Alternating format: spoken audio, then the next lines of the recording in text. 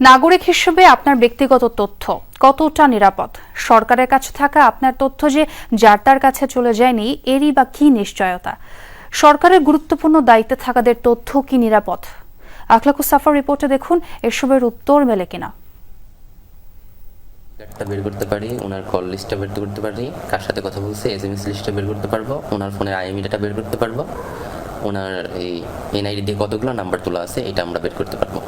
এটা কি যে কোনো ব্যক্তির? হ্যাঁ, যে কোনো ব্যক্তি। নাগরিকের এমন স্পর্শকাতর তথ্যের এক্সেস কি যার তার কাছে থাকতে পারে? যদি নাই হয়, তাহলে সামাজিক মাধ্যমে এসব বিজ্ঞাপনের কি মানে? বিষয়টা বুঝতে আমরা যোগাযোগ করি বিজ্ঞাপনদাতাদের সঙ্গে।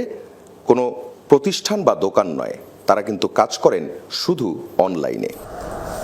ফোন নম্বর দিয়ে এনআইডি তথ্য, sign copy, server copy, biometric তথ্য, জন্ম নিবন্ধন, আয়কর রিটার্ন, কল লিস্ট সব বিক্রি করছে তারা। এমনকি মোবাইলে আর্থিক লেনদেনের অত্যন্ত গোপনীয় ওটিপিও বাইপাস করে তারা। আমরা যে সময় অ্যাকাউন্ট করছি আমরা হলো 657 জন, এর অনেক বেশি আছে ওর কাছে ইউজার। মানে ধরা যায় 2000 ইউজার আছে ওর কাছে, মানে 2000 মানুষ ওর ওয়েবসাইটটা ইউজ করে। 2000 মানুষ যে কারো তথ্য চাইলেই সহজেই বের করতে পারবে। এটার জন্য সে কত টাকা করে নিচ্ছে?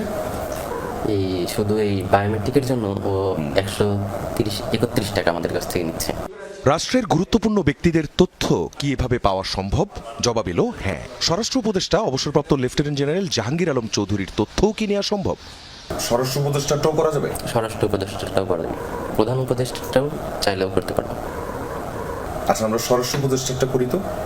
বিকাশে দেয়া হলো 131 টাকা। 5 মিনিট পর নাগরিকের তথ্য তো সিকিউর নয়, বরং স্বরাষ্ট্র উপদেষ্টার তথ্য সিকিউর নয় যা দেখা যাচ্ছে। এনআইডি নাম্বার আছে, নাম আছে, জন্ম তারিখ আছে, পিতামাতার নাম, স্ত্রীর নাম, এই জন্মস্থান, তার বর্তমান ঠিকানা, স্থায়ী ঠিকানা, মানে একটা জাতীয় পরিচয়পত্র কার্ডে যা থাকে সবকিছু আছে।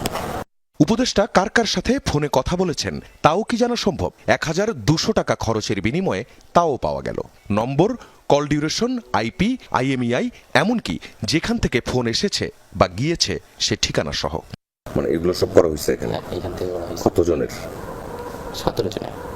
শুধু এআইডি থেকে 17 জনের? 17 জনের করা হয়েছে। জন্ম নিবন্ধন করা হয়েছে 4 জন। হ্যাঁ, আর এখানে যেগুলো এপিআই ইউজ করা হয়েছে জন্ম নিবন্ধনের, এই সবগুলা এপিআই দিয়েছে হলো আপনার সিস্টেম অ্যানালাইজড।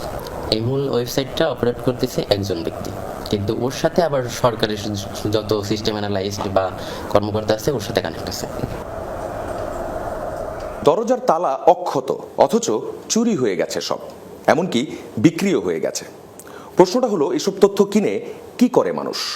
সবচেয়ে বেশি করা হয় ব্ল্যাকমেইল। ধরুন আপনার নম্বর ব্যবহার করে এমন কোনো অপরাধ করা হলো যার সম্পর্কে আপনি কিছুই জানেন না, অথচ দাঁড়াতে হবে বিচারের কাঠগড়ায়। 6 বছর ধরে নাগরিকের তথ্যের এমন যাচ্ছে তাই অবস্থা। আখলাকুস সাফা, যমুনা নিউজ, ঢাকা।